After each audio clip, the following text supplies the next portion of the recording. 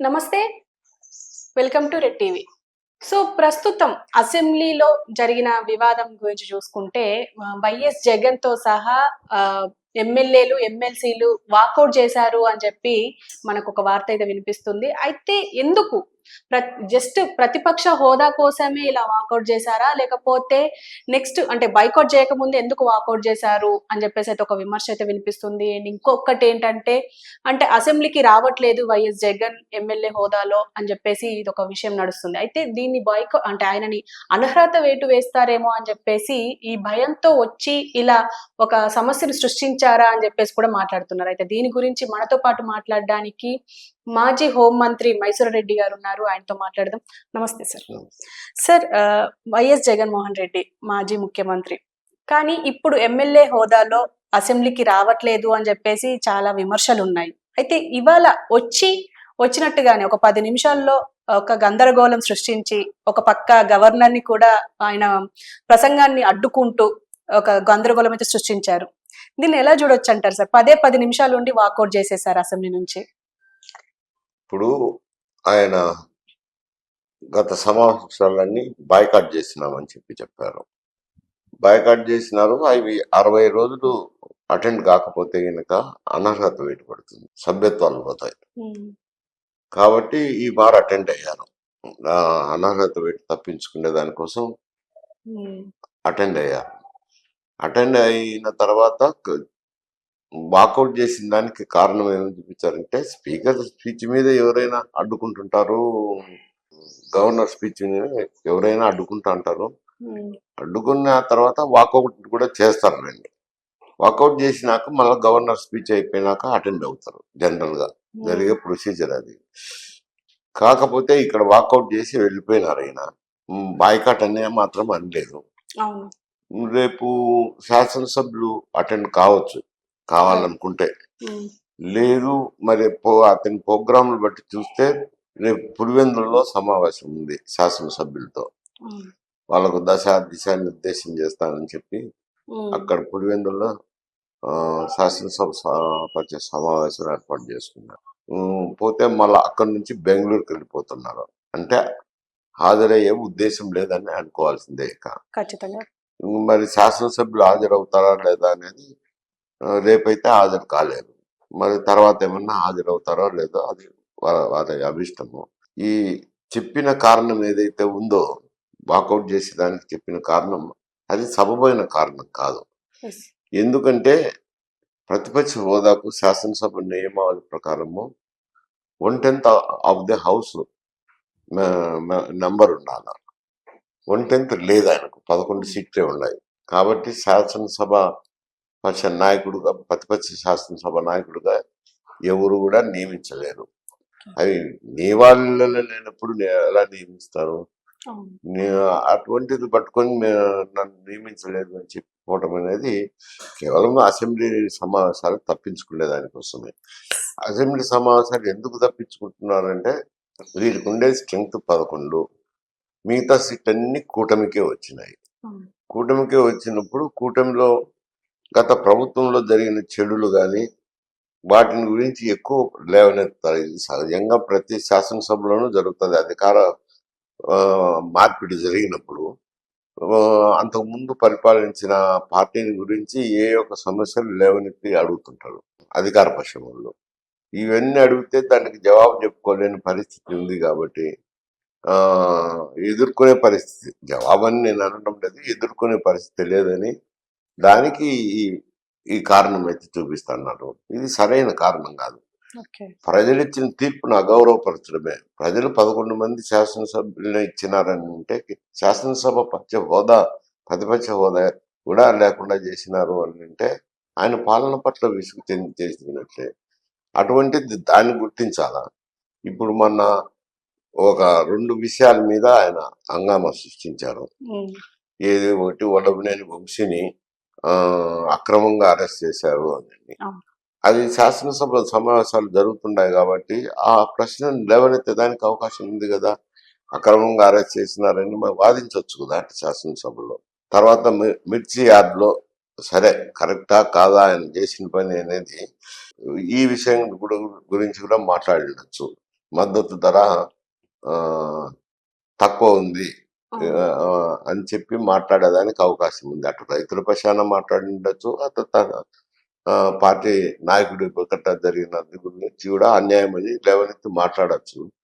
మాట్లాడి ప్రభుత్వం ఏం సమాధానం చెప్పును వేచి చూడాల్సిందే. ఈవెన్ గ్రూప్ టూ అటువంటి సందర్భము, అటువంటి అవకాశం వచ్చినా లేవనెత్తకుండా పోతున్నారు అని అంటే తప్పు వారిదే అవుతుంది. ప్రజల్లో ఎగ్జాక్ట్లీ.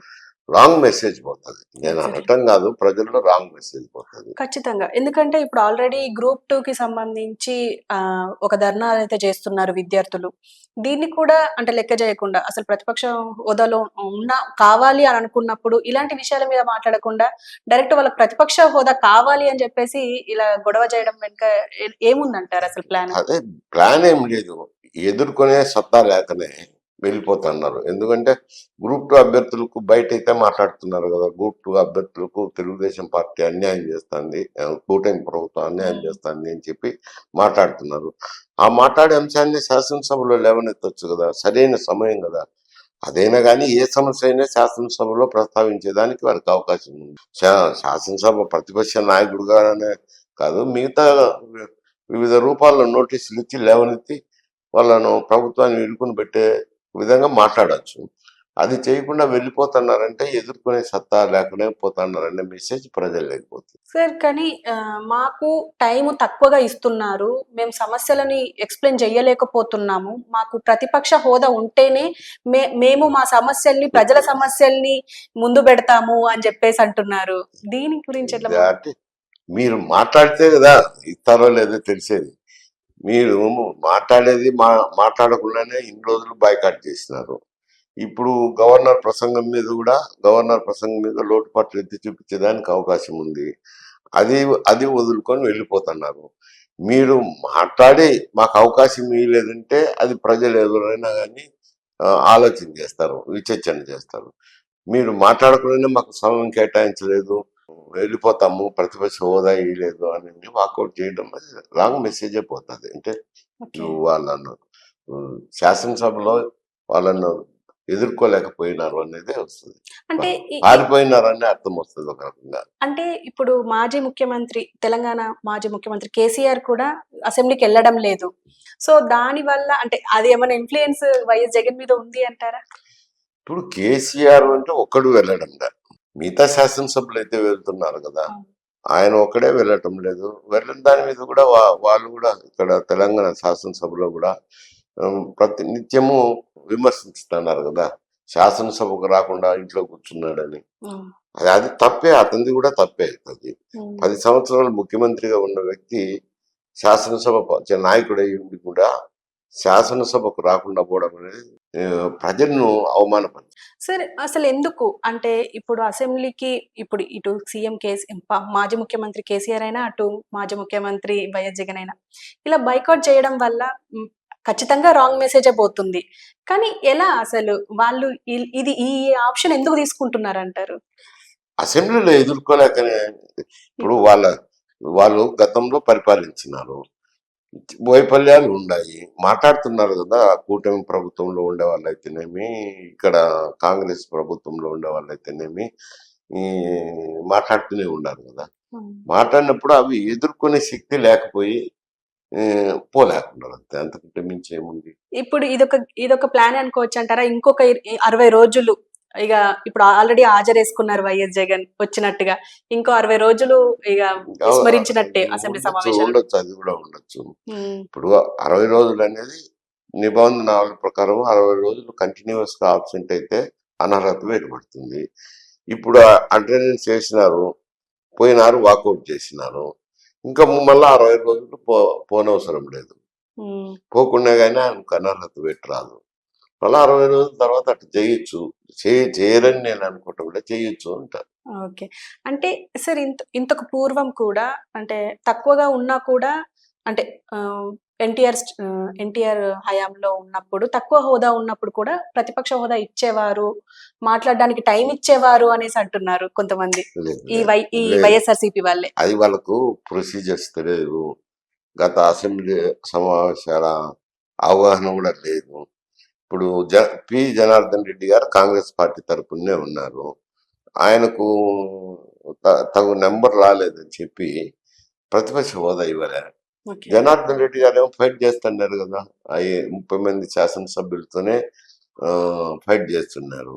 ఓకే. ఈ కావాల్సిన సమయం ఇస్తానే ఉన్నారు. సభాపతి నువ్వు మాట్లాడే విధానం బట్టి, నువ్వు మాట్లాడే సబ్జెక్టును బట్టి ఈ హోదా లేకపోయినా ఇస్తానే ఉంటారు.